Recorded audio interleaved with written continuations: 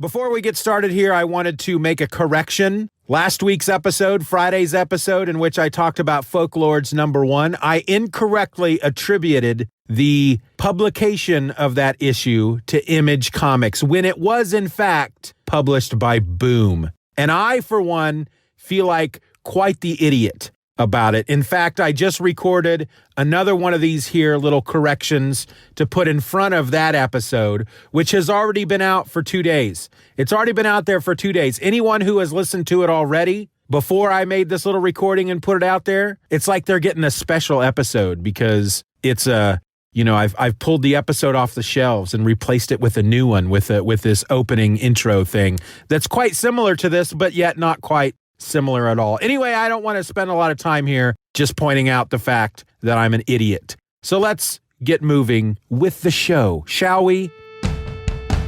The following podcast is going to contain spoilers, along with me, just a regular guy, talking about all the things I love, such as comics, movies, television, music, and books. So yeah, proceed at your own risk.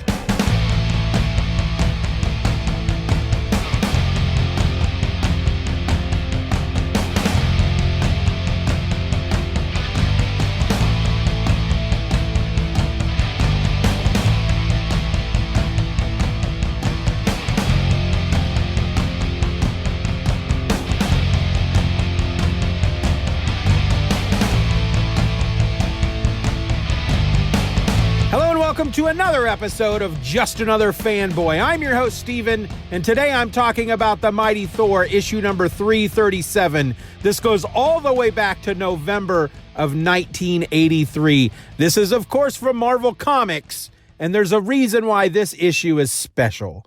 This is the first issue of the legendary run by Walter Simonson. He did both the art and the story.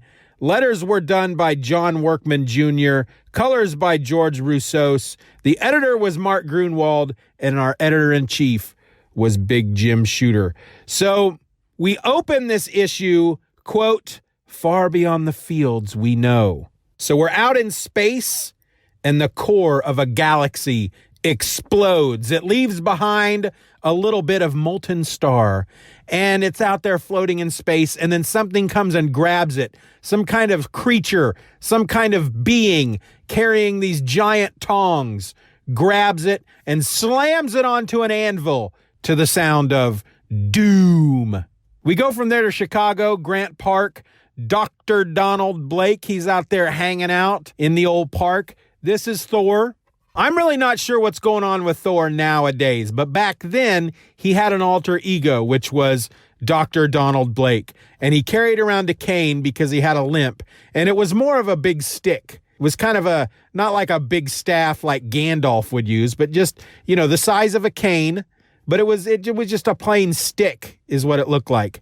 And when he would tap it on the ground, lightning would strike him and he would become Thor. Same person, different bodies, okay? We get that? So he's in the park, and he is hit from behind by a Frisbee, and right away he's like, is it an attack? But it wasn't. It was a freaking Frisbee. And yet, out of nowhere, these two thugs in fedoras come along, and they grab him, and they throw him into a car. So, "You're coming with us, Mac." And they throw him into a car, and Donald Blake's about to go off. He's about to hit his stick, turn into Thor, and start ripping some stuff up. But behind the wheel of the car is Nick Fury, head of S.H.I.E.L.D. And he tells Mr. Blake, Mr. Dr. Donald Blake, he says, "Hey, settle it down, buddy. I need you. Actually, I need your other self. So go ahead and whack that stick of yours," which he does. And of course, lightning strikes him and he turns into Thor. And Nick's like, "Whoa, didn't realize that was going to happen." But it did, Nicky boy. So he converts the car into flying mode, and they fly up to the helicarrier. Meanwhile, we go to Asgard, and Sif, she's hanging out, and I think she's trying to get on Balder. I think she's trying to get some of Balder, because he's hanging out with Volstagg, and they're just eating food and just being gluttonous. And she tells Balder, "Thor has forsaken me for Midgard. My heart, my soul are empty. I need your strength, your understanding, your tenderness. I think she's trying to get her a bit of Balder. I think that's what she's trying to do. Balder, however, doesn't look the way I remember him. He's a little chubby. And I don't know what's going on with Balder at this point, because it's been this came out in 83. That's probably when I last read this, was 83, 84, somewhere around there. And Balder's kind of sad. And he makes a comment about being in the realm of Hela and something happened to him. But now he's not all about just doing the Viking type of thing. He wants to just eat and be sad. So Sif goes and finds her brother Heimdall, and she basically tells him, look, you can see everything. I need a battle. I need to get in there and start cracking some skulls. And he tells her that he can't help her, that she may want to go talk to Odin. We go back to Thor.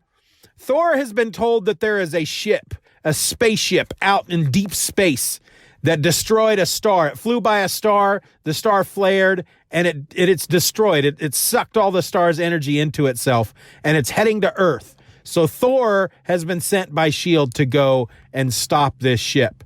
And so he flies to the ship starts firing on him, and using his hammer, he blasts a hole into the side of the ship with his hammer. Bam! Big hole. And suddenly he's in the ship. The hole behind him seals behind him as if the ship is alive. And he finds something there, like a big coffin made out of crystal, and there's something inside it. But before he can really think about what that might be, a hand shoots out of it and grabs him in his face. Just his entire face. Just bam. We go from there to Loki. He's bored. He wants to get up to some mischief. There's this whole thing going on. He sees that there's a bunch of Vikings hunting a troll out there beyond his castle. He goes to check it out. The Vikings are trying to chase down this troll, but then there's this woman there, Lorelei, and she's very good looking and sexy and voluptuous, and she just walks up to the troll. The troll's trying to hide, and she's like, hey, why don't you come hide with me, big boy? And he's like, ooh, she's so pretty. And then she just grabs him, and she's like, ha, I got you. That's how you fight a troll. That's how you capture them. You don't need swords. Did I say swords? You don't need swords. All you need is good-looking woman. That's all that's required to capture a troll. I mean, it felt a little bit almost like something out of a Looney Tunes thing. Like the troll was a wolf, and she came in and she was like, what's up, big boy? And he went, Aruga! And his eyes popped out of his head, and he started going and all that junk. But that was kind of silly. So we go back to the ship.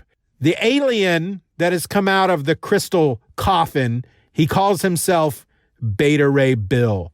And he and Thor start to fight. They're just having a knockdown, drag down. And Thor is quite amazed because this dude, this alien, this horse-faced alien named Beta Ray Bill is holding his own against Thor. And at one point, Thor drops his hammer, and the ship, as it's getting closer to Earth, it gets close enough to Earth that because Thor is no longer holding his hammer, he suddenly reverts back to Donald Blake. I don't really remember that being a thing, that if he's on Earth or near Earth and he's not holding his hammer for a certain amount of time, I don't know if it was like some weird default magic spell, but it happened. And Beta Ray Bill, so here's this frail human, and Beta Ray Bill is like, I don't know why you changed your form, demon, but it don't matter. Bam! And punches him in his face. And then he goes to look for Thor's hammer, but all he finds is this stick.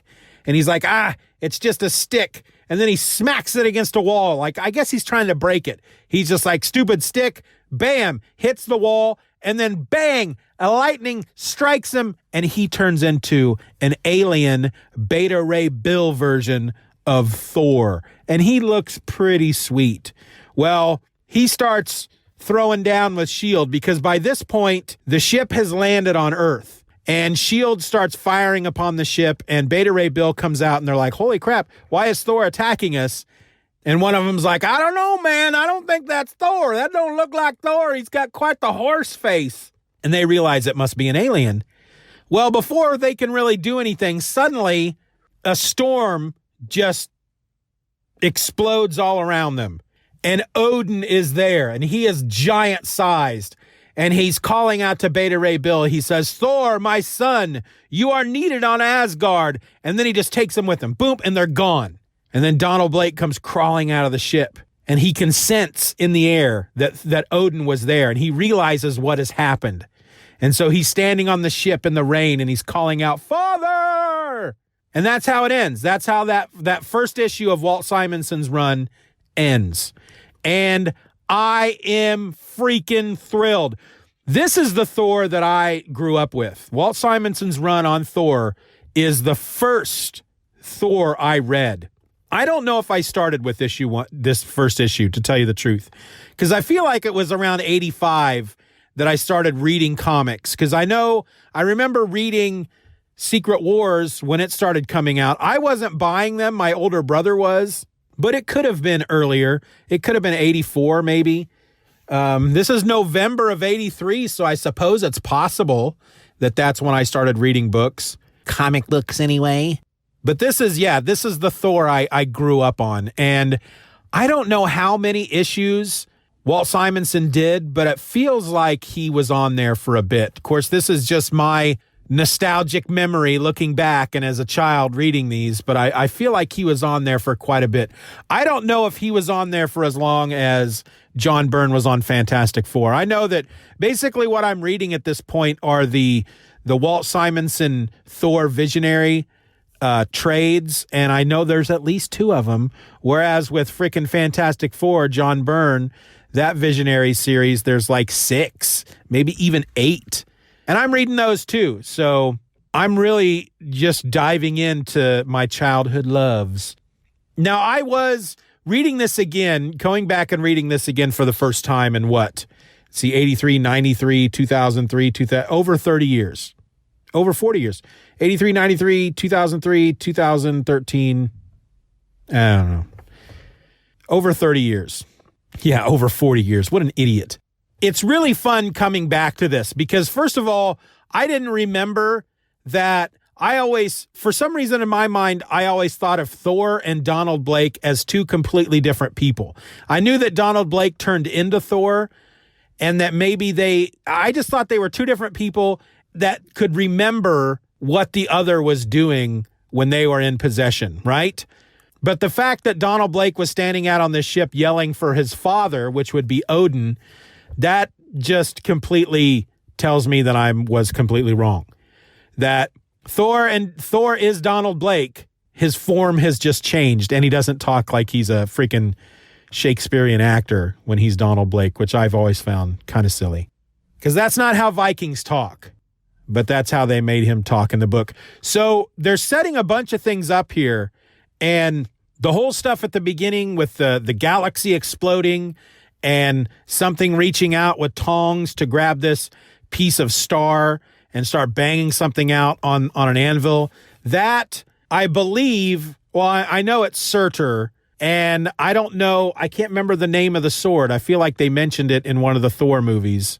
No, they mentioned it in, I think an issue of Avengers I read recently. I can't remember the name of the sword, but I think that's what Surtur is creating his fiery sword, which he will use to destroy Asgard and bring about Ragnarok. If I remember correctly, that's what that is setting up. And we just get a little bit of it in each issue until it happens. So that's not like the first story arc we're going to get. The first story arc has to do with Beta Ray Bill. And if my memory strikes me as correctly, Beta Ray Bill, obviously he's a good guy. I do know that.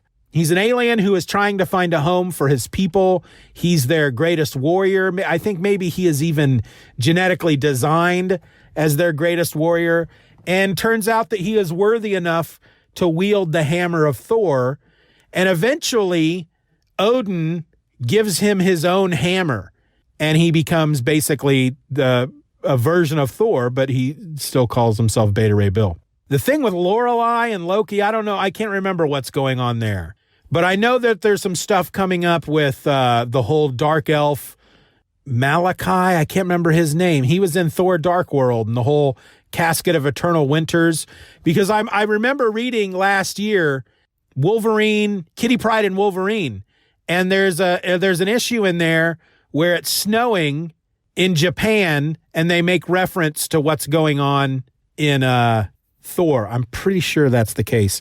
And I think they do it in an issue of West Coast Avengers that I read recently as well, which I've always loved about Marvel Comics back in the day, that you could have something going on in the Thor book. And obviously, if there's some spell that causes it to become winter all around the world, that should happen in the other books, right? You should have Spider-Man swinging around in the snow in the middle of July going, what's going on with this crazy weather? I don't know if they do a lot of that nowadays.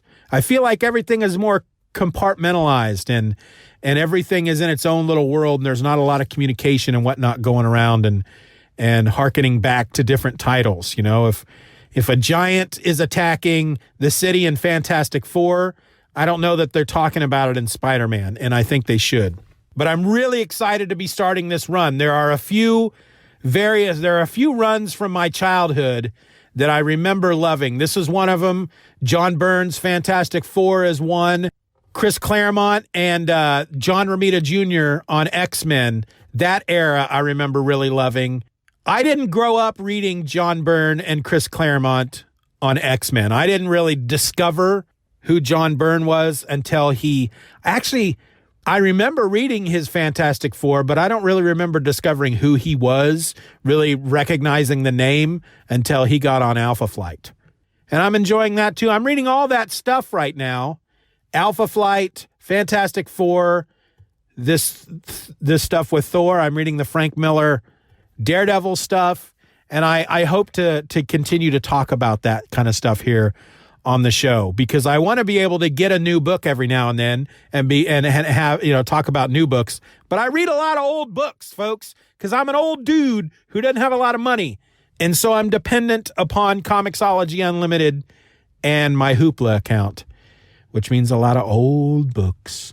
I was probably reading comics steadily between, I guess it would be around 83 to sometime in the mid 90s. So there's a lot of books. You know, there's at least a decade or so of books for me to really get back and get into. And I cannot wait to do it. So at some point soon, I'll be talking about issue 338 of Thor. Might wait a couple weeks to do that.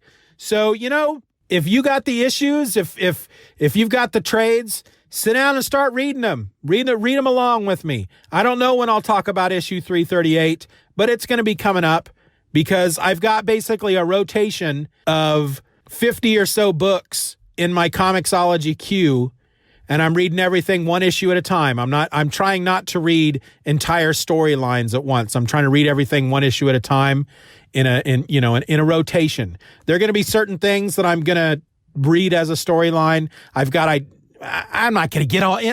I'm not getting into all that. That's too much information right now. All I need to be doing with this episode at this point is tell you that Thor 337, Walt Simonson, it's just gorgeous art, beautiful art. Very much, he almost takes the Marvel house style and just twists it. It's almost like a more hyperkinetic version of the Marvel house style. And it's probably one of the first artists that I remember reading back then thinking, this is not like everything else. It's very similar. It's kind of close, but it's not quite like everything else. And I love it because of that. Beautiful artwork. So far, it's a great story, and I remember loving it so much when I was a kid. And this issue, when I read it, you know, a lot of times you read these old issues from the 80s or even the 90s or the 70s, and you're just like, wow, that was really hokey. That issue does not hold up. And so far, this issue held up. It's still a fun, great read. And at no point did I feel anything was hokey, except for maybe that part with Lorelei and the troll. And she's like, hey, big boy. Hey, you big hairy thing with a tail. Why don't you come up and see me sometime? Ooh, girl. That was kind of hokey. But otherwise, so far, it's great. And that's all I got to say about that. So until next time, until I talk to you again, who knows what I'm going to be talking about then? But until then, I'm Steven, and I'm just another fanboy. Be nice to each other. Just Another Fanboy is a presentation of the Steven or Else podcast. Questions and comments can be directed to feedback@stevenorelse.com. You can support the show for as little as $1 a month at patreon.com/Stephen R. Orr and get instant access to the My Other podcast, a weekly show about whatever crawls its way into my tiny little mind just moments before I tap record. You can find me on the World Wide Web at StephenOrElse.com or find me on Twitter and Instagram by searching for @StephenOrElse. I also encourage you to subscribe to the show, leave us a 5-star review, and share this episode with a friend. Just Another Fanboy is a proud member of the Comics Podcast Network. You can find that over at comicspodcasts.com. All links will be in the show notes.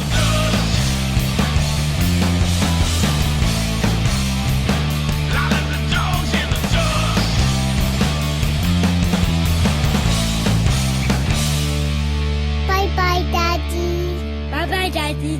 Good job.